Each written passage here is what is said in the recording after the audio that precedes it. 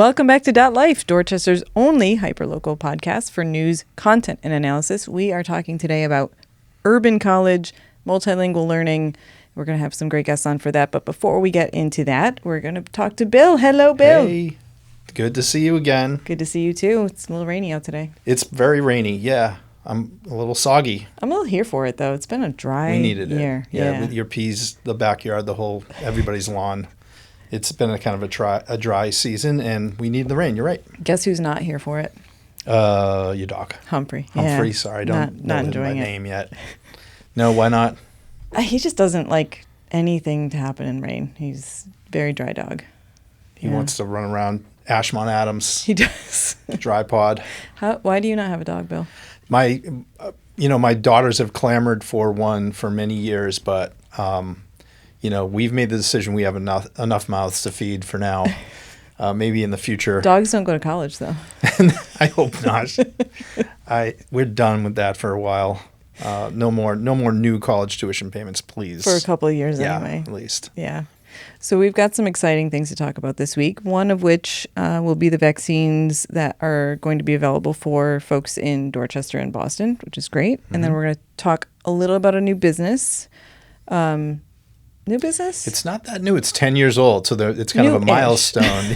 They're new by certain Dorchester companies' standards, but yeah, they're a great business, and we'll get to that in a minute. But Chillon Park, they're awesome, yeah. Yep, and then we'll wrap with a little election news update and maybe some legacy stuff. You've got some papers in front of you. I brought some, Seth Daniel has been upstaging me when he comes on the pod with his relics from the basement or the attic, and I went digging in the crates this week to show you a few things. Seth's going to have to come back on and compete with you. Yes, please. On behalf of all the listeners, yes, please. All right, well, let's talk about vaccines. We touched on vaccines a couple of weeks ago with some RFK news, but now we've got positive vaccine news. I think so. People who, there's split opinions on this, obviously, but here in Massachusetts and Boston, there's, I think, consensus that the vaccine programs we've known for decades, or in the case of COVID-19 since 2020 or 2021, are a necessity for public health. And we have a mayor and a public health commissioner who agree. We have a governor who agrees and a DPH commissioner who agrees. So just in the last couple of weeks, obviously, Maura Healey has marshaled state resources to make sure the vaccine programs in Massachusetts will be intact and fully funded and distributed. And just today, and we're taping on Thursday the 25th, Dr. Basola Ojikutu, who's been here on the pod before. Friend of the pod. Absolutely, a Dorchester resident, held a press briefing to explain how the city is going to roll out vaccines. And they are being more intentional and trying to amplify the need for people to get vaccinated this season, whether that's the flu shot or COVID-19 or childhood vaccinations, because of the confusion and the chaos coming out of RFK's health in the Trump regime. Yeah. Clearly, people are confused or uncertain as to, who are they supposed to listen to here.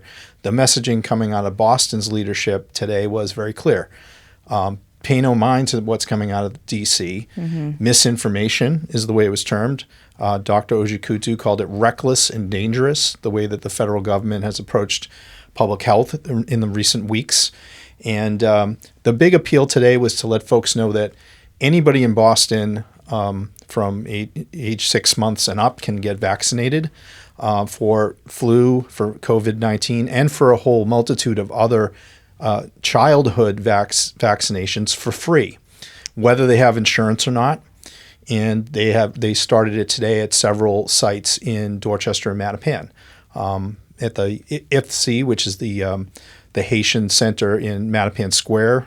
Today it was the first day of free vaccinations at that center. There's going to be throughout BCYF centers throughout the city, as well as at City Hall. They'll be offering free clinics starting today. And there's a whole calendar of and listings available on the City of Boston's website. We have it linked at .news.com. Is this an appointment only or by appointment, or is it just walk-in? No, it's walk-in. Nice. You can go. Anybody can show up. They do ask if you have insurance to bring your card, because the city is going to seek to get reimbursed from insurance companies after this program's over. But really what they want is everybody to just do it. Anybody who wants to get the shots, come and get it. Don't hesitate. The flu season kicks in, in a major way in December. It always starts earlier than I think, though, because if I get the flu, it's usually like early October. I'm like, this is not flu season yet, so like, don't wait. Right. That's why they're doing this now. Yeah. And the other reason they're doing it now is because BPS is back in school, and they're coordinating this with Boston Public Schools, with BCYF. And of course, you don't have to go to just those sites, those city-run sites and clinics. You can go to local health centers. You can go to hospitals, obviously, or if you have primary care physician, go do that. Or you can go to pharmacies. One of the reasons they amplified this so much today is because we've seen several pharmacies close in our neighborhoods in the last couple of years, several Walgreens in particular. I want to actually hold on that for a second, because it was something you said just piqued a question. Sure. So I believe the original guidance from the federal government that the FDA was not going to recommend these shots anymore made it difficult for like CVS to offer them, right? So is that changed? It's changed in that they do offer them. Here in Massachusetts, there are some states apparently where that's not the case. Okay. But here in Massachusetts, CVS and the Walgreens that remain do have supplies of COVID-19 vaccine, Pfizer and Moderna, and they also have the current flu strain vaccine that's in circulation this season. Okay, you because can go we were on the list originally of states that couldn't supersede the federal FDA, but apparently that's been. Well, Maura Healey and Robbie Goldstein, the DPH commissioner, about 2 weeks ago now, just came out and said, nope, we're not going that road. And basically, New England states, what we've seen really is a regional healthcare approach from the New England states and another, the Canadian provinces as well, that are like, this is crazy, and we're not gonna follow those guidelines. Yeah. We're gonna do it ourselves, and we're gonna organize that at the state level, and now at the city level, obviously, Mayor Wu's administration is doing the same and amplifying that, but they're following the state guidelines. The city of Boston here. Okay. Dr. Ojikutu was very clear that they're following the recommendations of state public health officials and science, and they're not going to listen to Robert F. Kennedy Jr. on this one, or on many fronts, obviously. Let's hope. So the other question I had for you was about the season. Do you have any intel so far of what this flu season is likely to? Usually they have some sense of how bad it will be or what strains it will be. Do they have any of that yet? I wasn't on the press briefing today. Okay. What Dr. Ojikutu did say, though, is they're very concerned that people aren't going to get vaccinated at the rate that's important for collectively us to get vaccinated. I mean, there's a herd immunity that is part of the rationale here. And when you see, especially with the children, when you see kids or parents electing not to get their children vaccinated for other things like measles and childhood vaccines, that can be a larger public health risk, obviously. But in the case of the flu season, I don't know just yet. I didn't tap into that with them. But they're clearly making the case that everybody who's eligible, and that's in the case of COVID-19 and the flu, I believe it's both 6 months and up is the recommendation, particularly recommended for folks 65 and over. Or if you have comorbidities. Yes. Right. But they're really making this call for everybody who's, willing to do it and wants to do it, to not hesitate here. And just to touch on briefly the other vaccinations for the childhood that are listed in your article. So you've got DTaP, Tdap. I didn't know that those were two different things. Hepatitis A and B, meningococcal, varicella, polio, and MMR, which is measles, mumps, rubella. Yep. So are they also, you might not know this and this might be too soon to know, but I know the MAHA recommendation that came out last week was to space them out more and give smaller doses at a time. Is that the state's following none of that? Right. The state has not changed their guidelines. Okay. So what Boston's doing is going to fall in line with what the Healy administration has outlined, and that's going to be what people have been accustomed to for years over the last number of decades, really. And just to touch briefly about the pharmacy issue, because we've seen an attrition in Dorchester and Mattapan in particular, and Roxbury, in retail pharmacies, which is where many people in recent years have gone to get their COVID shots or flu shots and groceries. I mean, everything. Right. Obviously, you lose something when you lose a lot of things when you lose a local store and pharmacy. Yeah. In this case, people don't have as ready access to the vaccines if that's where they got them before. There still are, I registered online to get my vaccinations at CVS on Morrissey Boulevard. No problem. Plenty of appointments open. They did run out on the day. So that was a problem, but I will get it rescheduled. Yeah. But there have been several pharmacies that have closed, most recently in Cobham Square, Mattapan at River Street, as well as Morrissey Boulevard. Gallivan Boulevard. Yeah. Last year. By the Staples. This is all Walgreens locations. Yeah, all Walgreens. Yeah. Walgreens is in kind of, contracting nationally in a massive way. So all these shutdowns aren't just a Boston thing, but the impact to our retail districts has been acute. And on the public health front, part of why they're rolling out more sites for free vaccines through the city is to make it fill that gap in a bit. Okay. You know who is still open? It's Crawford. Crawford Drug on Dorchester Ave. And I think they do home delivery too. And they also sell the Dorchester Reporter at the cash register, so go there. And they're local and they're great. Absolutely. Anything else we need to know about these vaccines? I'm sure there's a lot. If you're looking for the locations and the time, please go to boston.gov or go to .news.com and click at this story. There's a link to the full list. It's multiple weeks.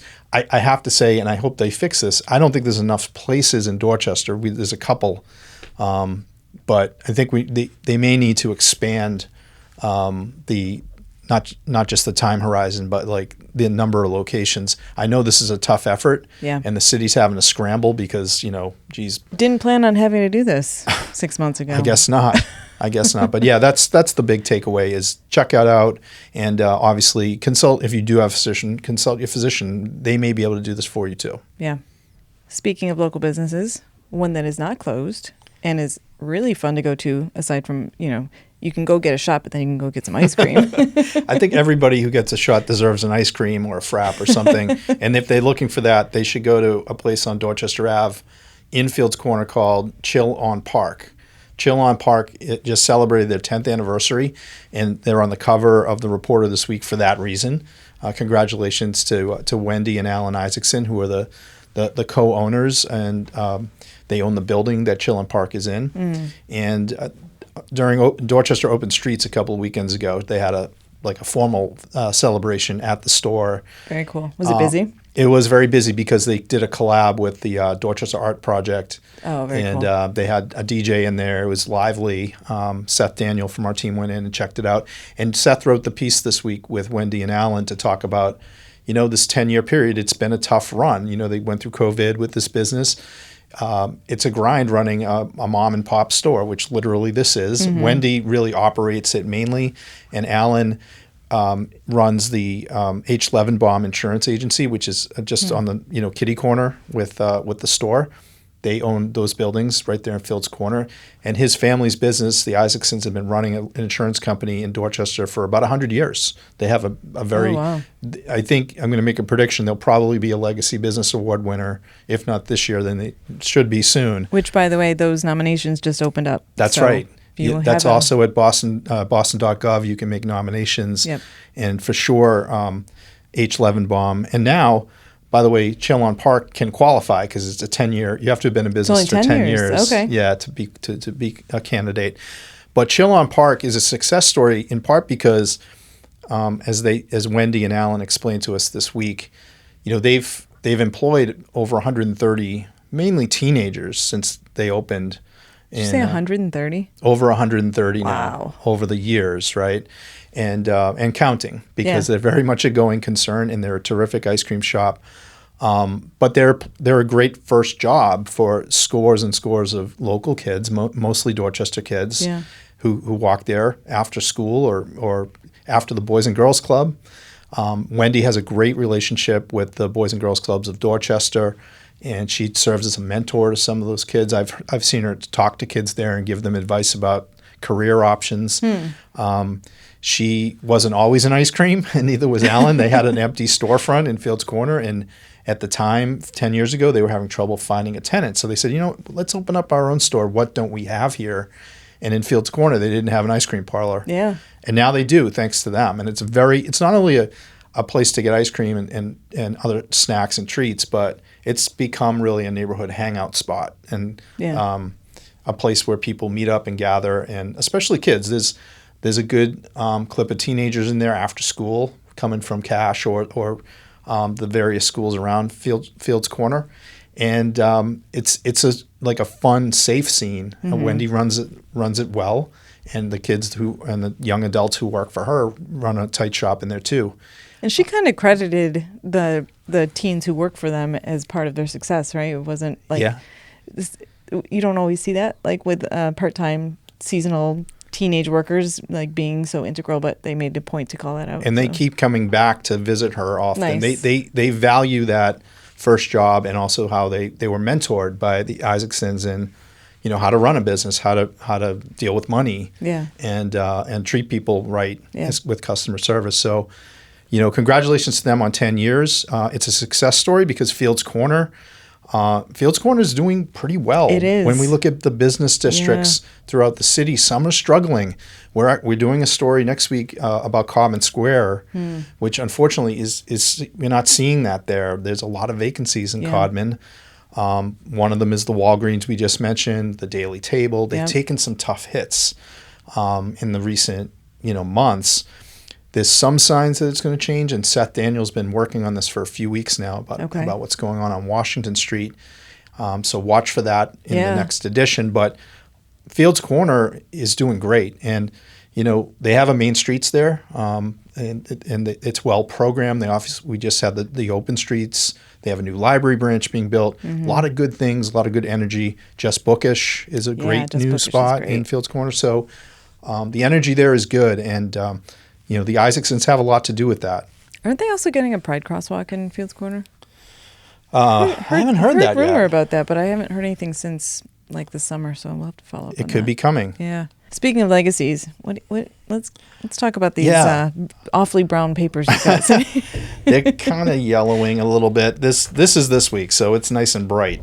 Well, the reason you brought these, I think, you had some exciting alumni news at the Reporter this week and got you thinking, got you nostalgic. It did. Well, a couple of things happened this week. One is somebody on Facebook shared with me, and on the OFD page on Facebook, this relic. I'm going to hold it up if folks at home can see it. From sometime in the mid-1980s. It's a telephone guide, handy telephone guide to Dorchester. Keep this list next to your telephone. And a gentleman on the OFD page who now lives in Arizona still has this on his fridge. It's the original. Well, you never know when you might need a Dorchester poison control response. He needs to know how to get in touch with the Grove Hall Library branch. In a pinch. Yeah, and by the way, no area code to be found on this. This is pre-617 or whatever, 781. These are all the local exchanges. And it's a nice, kind of relic. It's really cool that I think it's Dick Donahue, who still has it on his fridge. It was on his mom's fridge in Savin Hill for many years, obviously. He laminated it, I can tell, because it's very shiny. But that got us thinking. And then we got some really cool alumni news to share this week, because one of our former Reporter staff members, Pat McGroarty, who longtime readers will certainly remember from the mid to late aughts at the Reporter. He's had a terrific career in journalism, and he's just been hired by the New York Times to be their business editor. Ever heard of it? I've heard of it a couple of times. I think I'm now going to have to renew my subscription. You will. I may have let the New York Times one lapse in the last couple of years. That's pretty exciting. And congrats to you. That's a testament to what you guys are doing over there. Well, Pat's career has been fabulous. He was a Fulbright scholar. He went to Boston College. He, was mentored by Tom Mulvoy, who's our associate editor. That's how he came in our door. Okay. And he was with us for a couple of years. But Pat's taken off. He went to Der Spiegel in Germany as a Fulbright. Yep. He was at Associated Press. He was at the Wall Street Journal for more than a decade. The Chicago bureau chief, and now he lives in New York. He's been at the Journal in the most recent years with his wife and young children, and now he's at the New York Times. So congratulations to Pat. Economics editor? He's economics editor for business. For business. Okay. Yeah. Very cool. So check it out. If you're like me and you lapsed on the Times in recent years, resubscribe. Yeah, re-up, because Pat's a terrific reporter and editor now. So what's all this then? Yeah, I brought these. It did give me a little nostalgic hearing Pat's name and the old fridge magnet here. I just brought two papers actually. One from this is 1995. So these are the editions we published this week. Okay. This one's. What was 1995? 30 years ago. 30 years ago. So this is 30 years ago, and the headline, St. Mark's Parish buries one of Boston's finest. It's a funeral outside of St. Mark's Church of a Boston police officer who passed away. I don't think it was in the line of duty. It was a heart attack while on duty on patrol in South Boston. So he did die on patrol. His name was Thomas Bowes. And he received full police honors at a funeral outside St. Mark's Church. This is what this looks like. And, this is what the Reporter looked like 30 years ago this week. Lacking in color compared to today. But 40 years ago, September 1985, our front page edition was a little bit more colorful. It's still in black and white photos.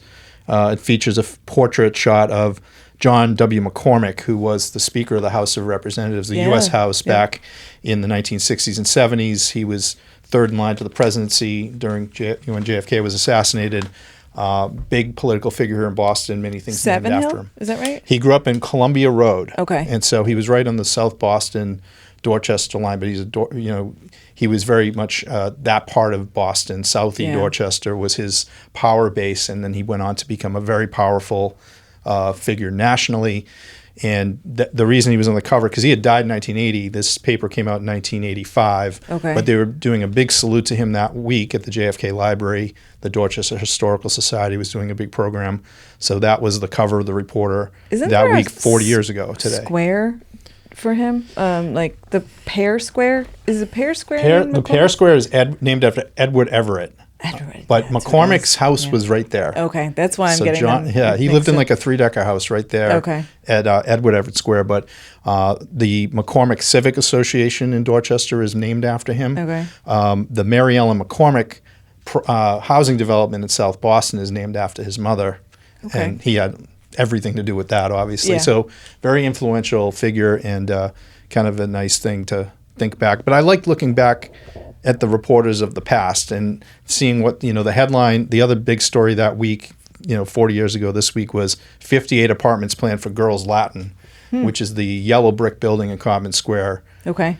Years and years ago, it was Girls This is Dorchester High School, no? It was called Girls Latin Academy. The big yellow one right behind the second church. Exactly. Oh, okay. Yeah, that's where Rose Fitzgerald Kennedy went to school. Many young women of that era in the 1920s, 30s, 40s went to high school there. I believe Latin school they had a boys' Latin and a girls' Latin, and that's no more, of course. And that building and many people who currently live there will tell you, it's been a beautifully restored building. It's got some amazing artifacts from. What is it now? It's an apartment building. In 1985, we were reporting that they were about to do this, and they got around to it. Yeah. They did it, and it's been open now for 40 years. Okay. Yeah. I did not realize that. So that's my trip down memory lane. I'd love for readers or listeners or people watching this, if they have ideas about,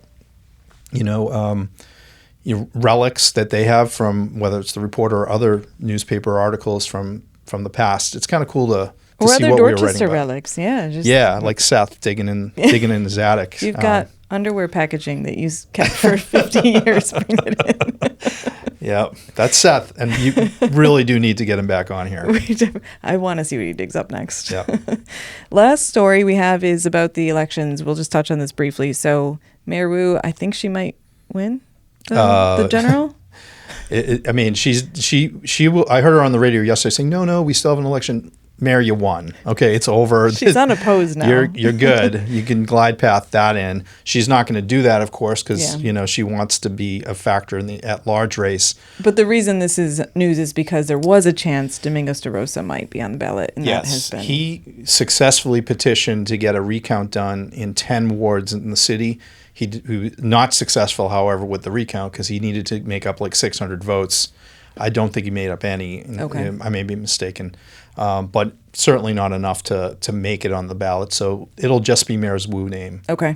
Mayor Wu's name on the ballot, unopposed. People can write in something if they want, but Bill safe Forry? to say. No, please. I don't need that kind of headache. But the other recount was done in District 7, and that also was unsuccessful. Maverick Afonso had sought to make sure that the results were as reported initially. He came in third. He came in third. Okay. But he was close. There was a bunch. It made sense to do a recount in D7, in my view, because it was, there were like 4 or 5 candidates who all got, within like 30, 40 votes of each other. Yeah. And the top 2 were Ahmed Saeed, who was the Saeed Ahmed, he was the first place finisher, and then Minyard Culpepper. So that's set that they're going to be the 2 running against each other in November. And there were like 25 votes between them and yes, Maverick? I think that's correct. What did we tell you? We told you to go vote. And like 5 or 6,000 people did in District 7. So, it's just there were 11 candidates. Yeah. It was a scrum. And as we've discussed before, Yahoo Miller mentioned it. Mm-hmm. Ed Shoemaker, who's from Dorchester, wrote us a letter this week. He's a big advocate for ranked choice voting. He says this is what, classic example of how that could have been different. But 2 candidates, and they'll duke it out, and they'll probably they're actively, I'm sure, working the phones trying to get the other 9 candidates who didn't finish in the top 2 on their team, and that's how it works. And you'll be covering them in more depth now that it's down to 2. Yes. Okay. Yahoo Miller has been doing good coverage for us the last couple of weeks on that, and more to come. Awesome. What else is going on this week? Well, I mentioned the Common Square deep dive we're doing on businesses, so watch for that. And we have a number of other stories coming. Cassidy McNeil is working on some a profile right now of Claire Cronin, who's the former ambassador to Ireland. There's a Dorchester connection there that we'll talk about maybe in the next show. Nice. And we've got some good civic coverage coming up as well. We should do a show from Ireland. I'm down. Highlight those ties, I was just over there. We could have done it. Could have done it. Yeah. Next time. Where are the Patriots right now? I think they're 1-2. Is that right? Yeah, they're I believe 1-2. They lost badly to Pittsburgh. Yeah. It was not a good showing. So Yeah. I haven't looked ahead that far yet. I am going to the Boston College game on Saturday, Erin. Oh, nice. That's what I care about. They're playing Cal. Okay. And what's the odds on that one? BC's favored. Okay. And Cal is actually 3-1 already. BC had a bye week, so they're 1-2. Oof. But somehow BC's favored, and it must be because I'm going to the game with all 4 of the kids. Okay. Linda's not going to make it, but we're going to bring some Dorchester energy to Alumni Stadium. Oh, they're 3-0. Well, did you ask me how the Bills are doing? Oh, I thought you asked I thought we were just sorry. going to talk about BC for the rest of the show. No, okay. What's going on with Josh Allen had another good game, right? Yeah, you tried to pretend like you didn't watch the Thursday night game, but well, it was on Prime. Yeah. So I accidentally I watched a little bit of it. Okay. I'll take a little. Take what I can. Well, congratulations. Get. Who they got this week? The Saints. Okay, is that a good they're thing? like the bottom of the league, so Okay. I think we'll be okay. But you never know. Could be a trap week. Any given Sunday, right? Yeah. Yep. Cool. All right. Well, we'll probably watch that, I guess. Yeah, that'd be good. Okay. All right. Good to see you. Thanks, Bill. Good to see you.